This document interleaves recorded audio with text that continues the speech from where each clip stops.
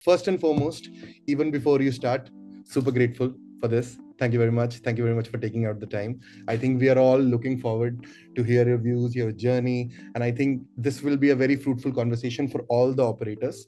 Most people in this room are in some shape or form have worked in a product role or have worked in engineering and in some other pieces. The average experience of this group is around 10 years, and predominantly most people are from India, which is again a very buzzing market as we spoke the last time. So once again, even before we start, thank you very much. Janta, it would be super great that you can show your faces. Yeah, that would be super, super lovely. Thanks a lot. Yeah, thanks for having me. Excited to chat with you all.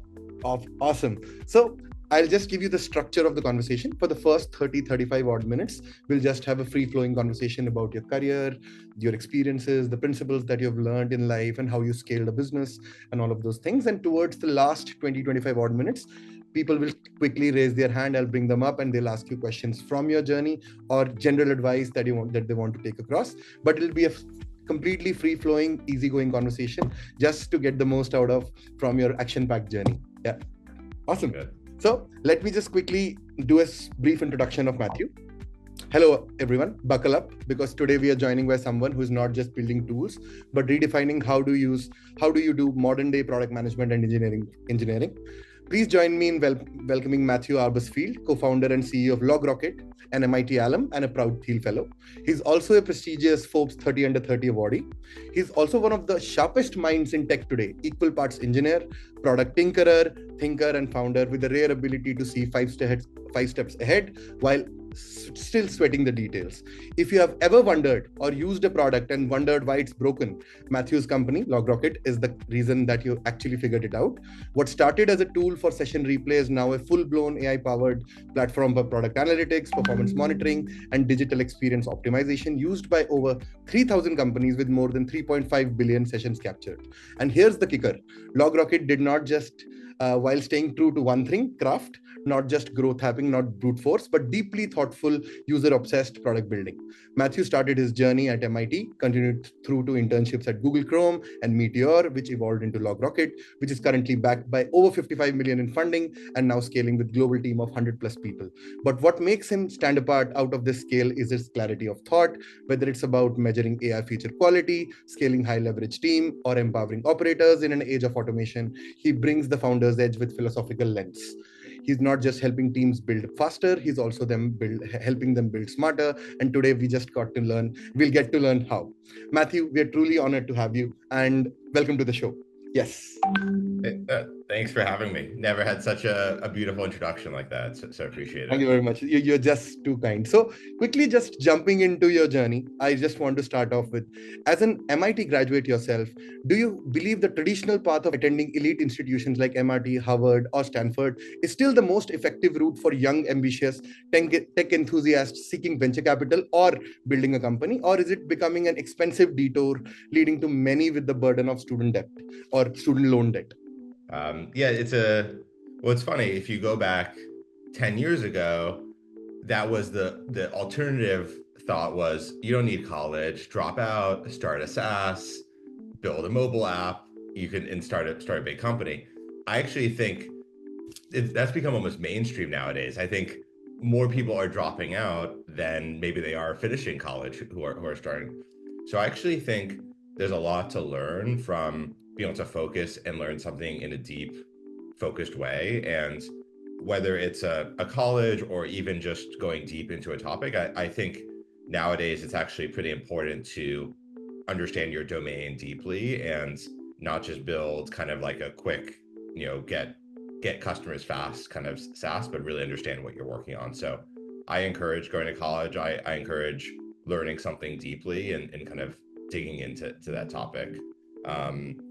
And for me, you mentioned my time at Google. I spent a lot of time in the front end development space, really understanding what was going on in React and Angular. And this was 10 years ago when this was just starting. And so that's what inspired LogRocket, is needing tools for understanding front ends. And so I think it's good to have deep domain. And it could be AI, it could be, quantum computing, it could be fusion technology. There's a lot of kind of deep domains now that you can really learn. Makes sense. So, do you really think it is the depth that gets built in in a college? Or what I mean by that, especially in India, we have colleges called IIT, and most people go there because they have a very strong peer group who are ambitious, who really want to do well in their life. Do you think college stands apart for that network, for that value, or it is the education, the discovery of newer and newer topics that also really helps while you go to a prestigious college? Well, yeah, it's funny. I think when people think of college, you think, oh, I'm going to class all day long and have to take biology and gym class. And, I did those classes, but I'd say most of my time in college, I was actually just working on side projects. So I'd like get my classes done, do my P sets, whatever, build stuff. And so college was sort of, I had the luxury of this, be able to do this and not having to work, obviously, but being able to just go deep and work on projects.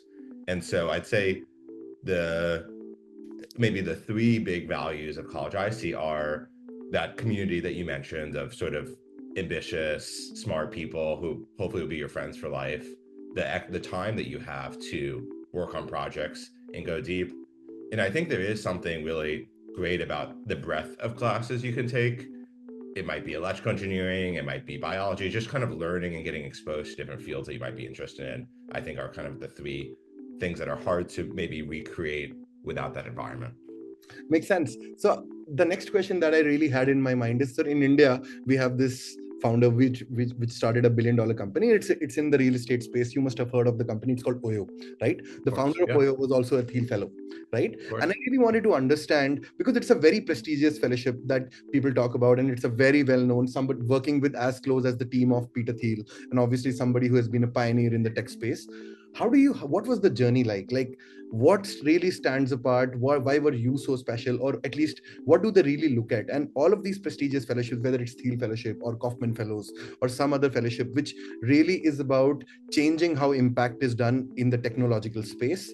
How do you essentially, what was the experience like? And what do you really think stands about as operators who get through to such kind of prestigious fellowships like YC? Even YC is something that people kind of look at. Yeah, I think there's no one size fits all. So we often get together as Teal Fellows, and I think it's really interesting when you talk to different people. You have people all the way working on mining asteroids and building AI for self-driving cars, all the way to building consumer products, and who are reinventing health skincare. So there's a whole spectrum of Teal Fellows, and I'd say maybe the commonality of everyone is everyone has been a builder throughout their most of their lives. So I probably was starting to build in elementary school with my now co-founder. We were selling products to our classmates, and um, most of these people were starting to build stuff from 15, 18, 20, and working on products of their own. And that was sort of one thing I know that they've selected for is the building mindset. I think there's also something saying unconventional is like, oh, how can you like be unconventional? But I'd say finding what you're uniquely interested in and maybe skilled or talented at, and kind of leaning into that, as I was alluding earlier. Like when you talk to the other CEO fellows, they can go really deep in some kind of very specific area, and it's amazing the depth of knowledge they have. And so I'd say really being a specialist in something and honing your craft there. And then I'd say third is just they're good people, like very social. I think you think of maybe I think the Teal Fellows maybe have a reputation of being kind of like, oh, are they kind of awkward or out of the box type people? But I'd say super social, very easy to get along with people. And I think to build great companies, that's critical, is building a great team and surrounding yourself with even better people than yourself. Makes sense. You just quite mentioned the fact that you go deep into one discipline or something like that. But there is this dichotomy, because companies generally are like social systems. They are like big systems, because there is something that you have to be good at every damn skill. Like you have to be good at sales, marketing, product building, engineering, design. How does this reconcile with this mindset of, like, I personally believe with the advent of AI, as the builder's mindset is becoming more and more popular, right? is the future of polymaths or generalists who are like good at like super amazing 5, 6, 7 disciplines and maybe are not as deep as someone who is in data science. What is your thinking about this generalist versus specialist kind of a mindset, and how do you see that reconcile in the world of AI? Yeah, I'd say that most commonly, and obviously there's tons of examples of successful companies, so there's no one size fits all, but being a specialist when it comes to the product and engineering domain, because almost all companies are formed based off of a unique differentiated product. So being extremely good at knowing what product to build, but then you're absolutely correct. You can't just build a product and you need to be able to market it. You need to have good design on your marketing page so people like it. You need to be able to write so that they like understand what you're doing. When they come talk to you, you need to be able to sell it to them. You need to be able to recruit people to join you. You need to like not be super neurotic because like things go up and down. So you need to have like enough sort of like stabilization, like emotional stabilization, that you're not, bouncing off the wall. So you do definitely need to be also a generalist and kind of have a set of skills, or have co-founders that complement those skills to to to sort of scale your company over the years. Makes sense. And one of the things that I've seen, at least in the last 10 years while building products, is most product education was kind of bifurcated. What I mean by that is a product manager used to come write a PRD, and then it was a designer who could really do the design thinking part of it, come up with a very good design. But I think more recently, Claire Vo, she came to Lenny's podcast. She also said this thing that product management is dead, or I would put it across like that: the product management is evolving into a discipline where a PM can do majority of the things. How do you see that in the future, right? What sort of operators will really be hired? Another example that comes to my mind is that Arvind Srinivas, the founder of Perplexity, he gave this very interesting analogy of a Steve Jobs, Steve Woz kind of a combination with AI, where Steve Jobs is the clarity of thought, the prioritization, and picking up the right problem, and the Woz part is AI helping you code that across or build that as a product which you can serve across. What sort of operators do really stand out? And even when you hire, right, what do you look in operators, especially who would add value to the company in a long term? I think maybe one way to think about it is there's, say, two axes. So you have like your products, taste, judgment axis, and then you have your raw engineering ability to code and build stuff axis. And you don't want to be in the bottom left, right? If you're bad at product and bad engineering, like, okay, let's like, maybe you should go to sales or something else. Um, if you're really good at product and have great taste, there's a place for you. It has to, maybe there'll be less of those people as you have more builders, but you need folks who have good judgment and prioritization. There's always gonna be a place for great builders, and even if you're working with product people, but the most valuable is being both, having really good product and design taste, but also be able to build. And if you can master both, you're going to be, 3, 4 times as valuable as the people on each kind of extreme of the axis. So I guess the advice is like, if you're great in product and design, learn to code and start moving yourself right on the axis. If you're great at engineering and coding, start to hone your product and design skills. Makes sense. And this comes where I really want to ask this question: what was your inspiration? Like, you started at MIT, you became a Teal Fellow. Was the idea of LogRocket or a similar less formed idea already there in your head, and or it kind of started taking shape in Google where you started? What was your inspiration for LogRocket, and what were the most non-obvious decisions that you kind of look back now which shaped this into the company that it became today? Yeah, so there's I'd say two main inspirations. So I was working at a startup, and I remember we had a sign up flow, and every day there'd be people doing the sign up flow. They'd run into some kind of bug, and they'd email my CEO like, "Hey, I couldn't sign up," and she would be forwarding me these emails. Maybe there'd be a screenshot, maybe it'd just be a confused customer. I was like, "Wow, this is super frustrating and annoying." Along with that, there was this rise of front end frameworks like React and Angular, and more happening in the UI. And so at some point, just kind of piece this together, like, what if you could just see everything your customers are doing using your product, and you could actually just watch like you're there next to them? That would be incredible. And it's especially timely with all that's happening in the front ends. So that was the inspiration behind LogRocket, is almost this like OCD sense that I want to watch everything my customers are doing, and an obsession over their experience and seeing and trying to bring that to life. I really want to double down on this thing that now you are a founder and you have done this journey for over a significant long period of time. What is that one thing that you would know that you wish that more first time founders understood about product market fit, right? How do you really achieve it? Is it like a journey where it's this one moment where a customer really finds your product to add value to their lives and it stays over long for 10 years of time, or you have to consistently reinvent the wheel, or any other unconventional advice that you think that more founders and builders should know about? Yeah, I remember when we first started LogRocket, I'd go to meetups and I'd talk to folks, I'd share the idea, and people were skeptical. You kind of expect like, oh, if you have a good idea and you show it to them, they're going to love it. But a lot of people were skeptical, or maybe some didn't see the value. And so it's really hard to validate your idea unless it's like so clearly, obviously great.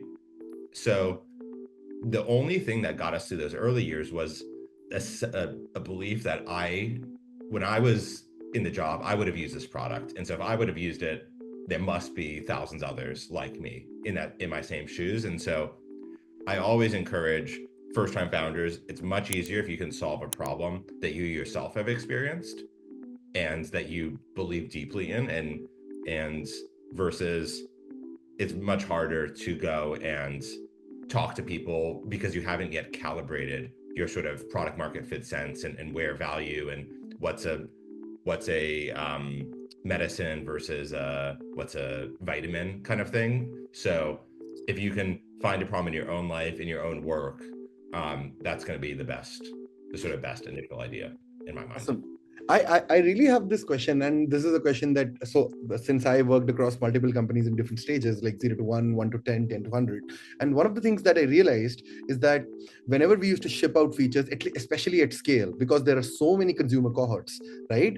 It was very hard to validate that whether this idea, which worked for like a small cohort, would have like long-term value, right? Because the smaller the cohort, the more coverage, the more population set that you can cover, and it becomes slightly easier if you find value in an early stage. But what about like at scale, when you're doing billions of session replays and you come up with a small set where you want to test your feature, but you really don't understand that should we roll it out to all the customers at scale, right? How do you validate or prioritize like new feature values? And since technology is moving so fast, AI's become so rapidly accessible, so how does that prioritization dichotomy work in your brain as a founder, right? That this thing I want to develop would have long-term value, and it's a true signal, it's not noise, versus something which is just like, okay, it's a quick fix for a consumer, for a customer to have like good experience, but I don't really see it moving the needle much. Yeah, when you're first building a company, it's tough because you have no customers. It's hard to get people to even talk to you, especially people in your target market. When you have an established company and customers, it is much easier because they're using your product. They want to talk to you. They're going to try your thing. So we do a lot of betas to try and roll out the feature, see what engagement looks like. And we place a good amount of bets. Some fail, and we just will stop working on those. You see people keep coming back and using again and again, and those are the ones to double down on. So it's much easier once you're at scale or you have a network, because you can run these tests. When you're first starting, you kind of have to go all in because you just have such limited resources on your topic. Makes sense. I really want to ask you this interesting question, specifically nowadays, since the company has scaled so much, right? How often do you do interesting things in the startup? I want to really break this myth. Is startup building or product building always doing interesting stuff every day, come up with this new outlandish feature which you think is going to change the world? How often do you just do boring stuff, which is necessary for the company to grow, and you keep doing it because it adds value in pieces, right? So how much of Yeah. startup or a product building is doing the interesting stuff, and how much it is just doing boring redundant things but still valuable for the business, maybe doing the right kind of analysis or coming up with the right kind of PR narrative that you want to put across? What's the split like? It's funny, I think we've all seen on LinkedIn where someone says I do product strategy, Yeah. right? I'm like, what is that? I like, I think I do product strategy. Maybe I spend 1% of my time on product strategy, maybe 5% on product strategy. Um, a lot of spend talking to customers, which I guess you could say is product strategy, but it takes so much more time to build something than to come up with the idea that there's no way that you can spend that much time on product strategy and have it make sense for your business. So um, almost all of my time when it comes to product engineering is spent in the details, right? Like, is the padding right? Is the UX flow right? Have we tested these flows? Are we considering these edge cases? Getting into the weeds of the actual delivery and the details.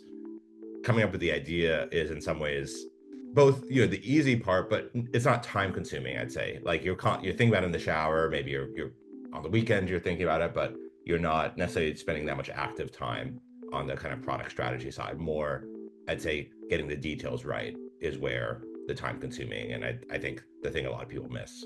I think people fail to realize that attention to detail is something that is super critical about product building, because it's like building a house. You would not really want like the vase to be at a different position that you really wanted it to have be. But how do you inculcate that? Because a lot of times what people do is they think of a product as just this open-ended box with a few questions, that they don't realize that even every flow will have like tons of edge cases, right? Which you have to really deeply think about, do discovery about, and understand, right? How do you develop skills like empathy, attention to detail, figuring out insights from the consumer? Because one of the things that I keep telling my students is that a customer is not going to really hand up an insight to you, and not every observation is an insight. Before you tell the person to swipe a card, they will say, oh wow, this makes sense, this is something that we want, and then you take the product and say, oh, we'll take the decision later, or maybe sometime later, the priorities have changed. How do you develop that penchant to understand, like have good attention to detail, have empathy, and simultaneously understand what truly a consumer wants from you? Yeah. I think this is an area that can be a bit hard to develop. And if you ever go to a restaurant and like the fonts are slightly off, has it ever happened where like things are not aligned, or like there's too much spacing, or the size is different? Like that drives me nuts, right? Like that's the kind of thing that you need to develop that in your life. Like that, just like if the menu doesn't drive you nuts, like you probably won't be able to bring that into the product experience, because you need that kind of attention to detail to hone and refine the product. So like get the paddings, the alignments right, all that detail matters. I think a few things that could help are the more kind of user testing and watching people and seeing kind of how they use products and understanding them.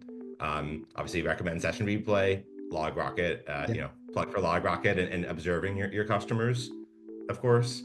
And then, I actually, going back to growing up, I spent a lot of time working on design, and I would like, use tools like Adobe Illustrator and 3D modeling tools, and just kind of art, I think, is actually a good medium to learn taste and craft. And I think art is an underappreciated aspect when it comes to product building.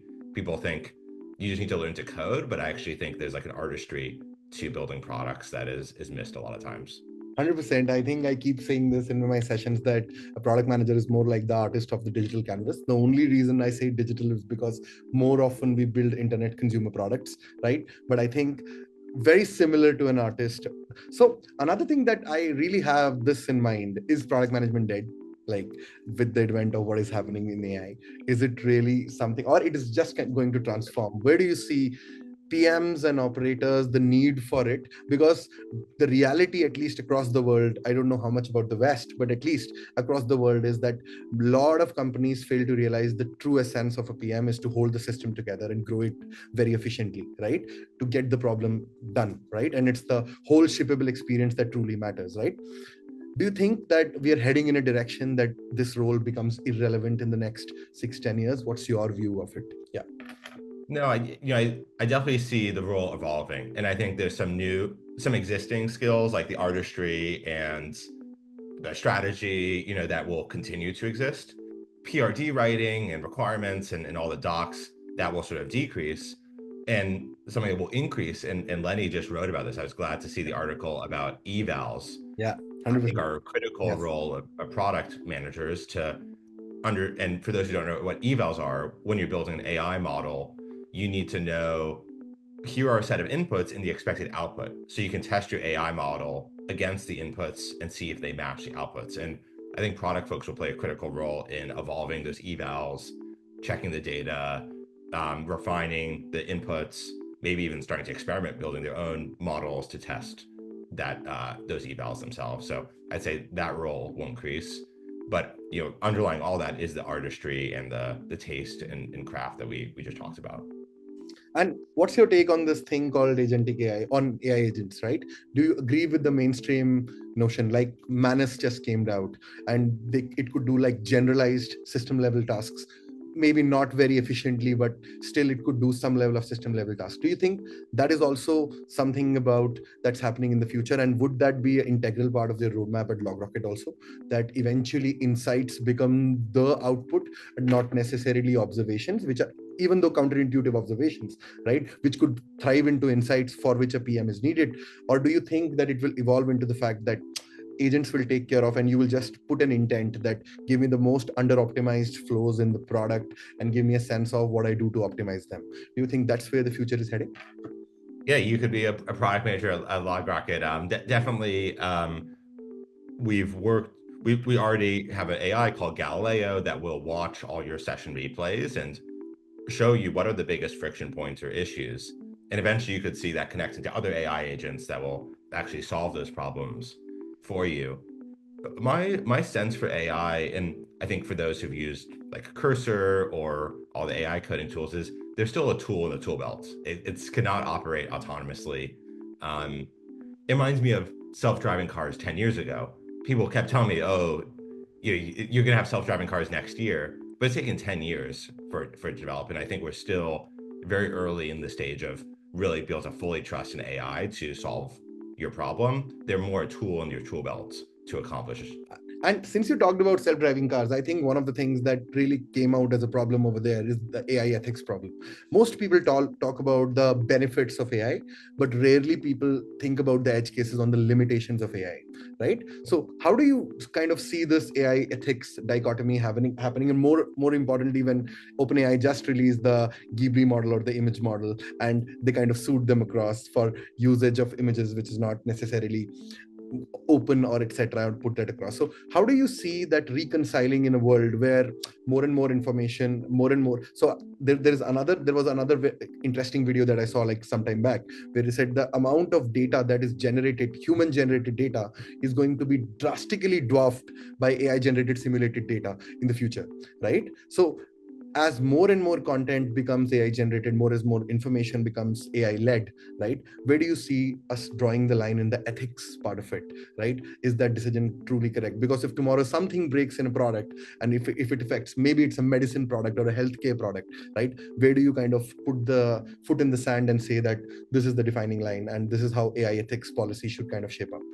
Yeah, I guess there's a kind of couple things to think about there. There's the what data can you use to train these models and how will that affect the world? And then there's what's the regulation around these models and how do you ensure, like in the self-driving car, that someone doesn't drive off the cliff in their self-driving car. So I think the data question gets back to what we were just talking about, where more and more time will be spent building data sets for these AI models and refining data. And Google just released their Gemini 2.5, and I assume a lot of the way that model is working so well is they have the vast YouTube data and so much data from search and websites. That's data that's harder for an open AI to get access to. So I think more data will lead to better models, and more evals will lead to better models. On the sort of safety side of things, it's a tough area, because I think it's the incentive of most companies to kind of push the envelope, right? They want to be in the tool belt of the doctor or in the insurance agent, but that can quickly backfire if the model goes awry and prescribes the wrong medicine. It's really bad. So I do think that's a place where there needs to be some amount of regulation in that vertical, like FDA in America regulates the drugs. There should probably be something like that for medicine, so that the AI is not prescribing something terrible, or at least that the doctor has to be an active step in the review of that note and of the prescription. So having some sort of rules and regulations around how you can use these that protects the safety of consumers, I think will be important Do, in the production of AI. do you think open source models kind of does the trick? Or there's another thing that I want to ask is, on Twitter there was this feature called community notes, but I think they just got rid of it, right? Because it also got polarized in one way or the other. Do you think consensus always leads to like good decisions? Because as we're consuming data from all decentralized nodes across the internet and people building their own open source models, or there has to be some level of specialist say? Because the moment you say that there is this human feedback layer that I'm building because of certain people from different backgrounds, do you think it decreases the kind of risk or the regret ratio for an AI to kind of throw out something completely entirely random? Or is it the open source bit and more open source models have to come up for this to become like more regulated and more safe across the world? Yeah, in terms of the AI model, I think they are really an average, right? So take the writing. If you just say write an essay about Egypt, it's going to take the average of all the essays written about Egypt and Wikipedia. It'd be super generic. Like it's Yeah. not such a no one would want to read a book about that. So in something like that, like the AI model is not going to come up with anything new. But when it comes to medicine, in some ways you want the consensus answer. Right? Like you want to know, no doctor usually fully knows what's wrong with the patient. You kind of want what's the 90%, 95% of doctors would say. And so in that case, you actually kind of do want the consensus assumption about what the patient is experiencing. In terms of open source versus closed source, ultimately to the consumer, there's not a huge difference. It's just, is your data going somewhere, or you maybe be able to manage it yourself? And so I think ultimately most products have moved to open source over the years just because there's sort of a world bias towards it. Enterprises want to use open source, they may contribute more to it. Meta working on more open source models. So I think it would be great for the world if there's more open source, but I don't think that necessarily changes the quality of the model, more just who is controlling the inputs and outputs. I think I'll just ask two more questions, which are super interesting. One is that you've mentored and worked with many early stage teams. What's your best advice that you give to founders, or especially high quality operators who lead like large teams?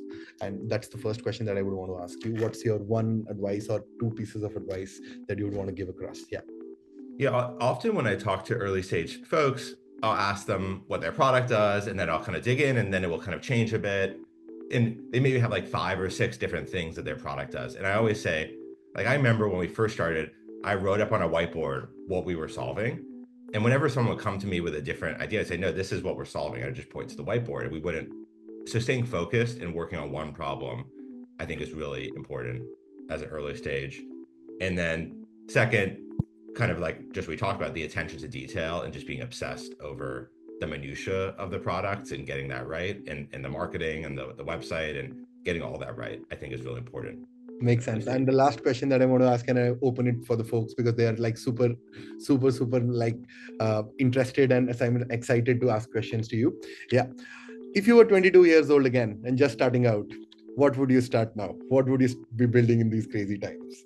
Yeah, I think there's a interesting opportunity where AI is okay but not great, but people want AI services. And so identifying what are places that kind of human powered AI services, I think, is an interesting category that I think is unexplored. I think, like, for those who are maybe more like interested in science, I think there's also a lot of interesting things in kind of deep science that are not fully explored. Quantum computing and fusion and kind of physics that I think will be kind of potentially the next wave in 20, 30 years. So understanding that side of things would be cool if you're 22. Awesome. So my question to you is, how do you actually decide when to double down on refining the core product versus, exploring shiny bets, like AI features? I think, all of us are living in that tension right now. Yeah, I think that's a tough tough answer, because AI is so exciting, and maybe you build an AI feature and suddenly your company explodes, versus working on kind of the core things your customers ask for. I think it really depends on how much product market fit you have with your core offering. Like if people love it and they just want you to add like the enterprise feature or role-based access control, probably you need to be working on those things. But I would definitely allocate some time and to someone who loves AI to be kind of working on the next wave of innovative features, because you want to learn what's next. So I'd say sort of a bit of a non-answer, but I would do a bit of both, but maybe with a focus on the core capabilities that your customers are asking for. Makes sense.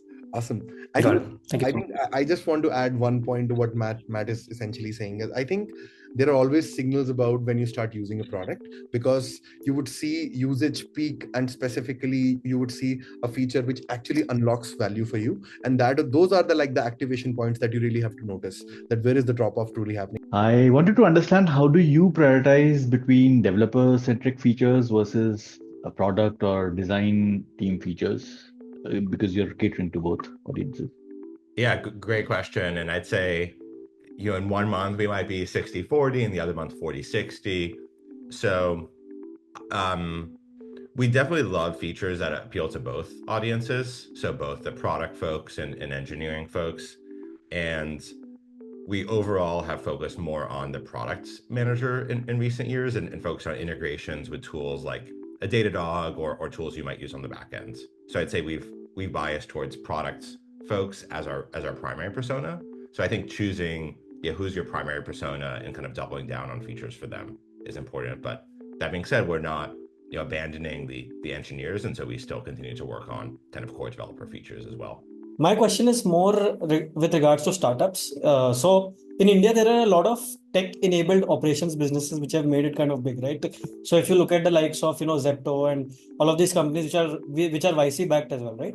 So my question is, we are probably like 10 years behind the US in terms of the development of the startup ecosystem as a whole, right? So from your perspective, like being a Teal Fellow, what are the different startup ideas that you saw which kind of worked over there? Was there a pattern in all of them, or was it just the founders being curious, as you mentioned in your while Shravan asked you that question? Is there something with regards to ideas as well that you noticed?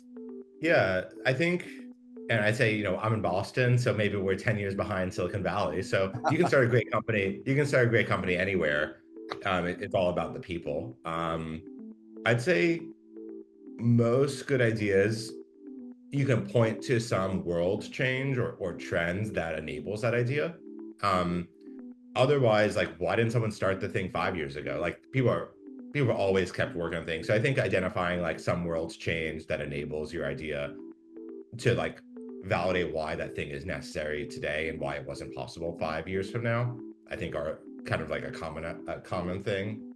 And I'd say almost all the good ideas have had excellent execution. Like, you can have the best idea in the world, and if it's poorly executed, no one cares. And so having like I said, attention to detail, the craft, depending on the problem, you might need really good engineering, you might need really good design, you might need really good services. Like, what is your kind of core, what's the kind of core execution principle behind the idea and executing that well?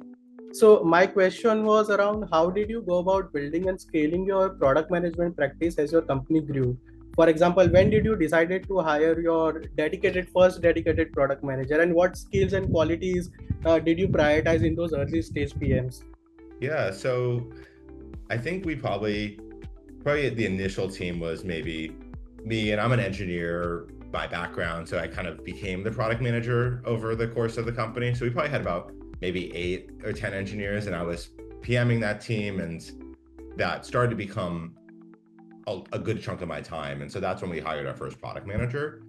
I think back then we like for most roles we look for, looking for someone like smart, empathetic, very low ego. We happened to also hire someone who was a former engineer. I think helps as a product person to have like either engineering skill set or design skill set, so you can kind of bring like a hard skill to the table. So yeah, that she worked out great and helped kind of scale our product management practice from there. And then over the years, I think actually all of our PMs have been former engineers, but so that's kind of been the kind of profile we've looked for. Actually, and then we have someone who comes more from like a customer support background who's also great. So I think kind of PMs can come from all walks of life, but having kind of experience maybe in another domain that they can bring into the role, I think has been really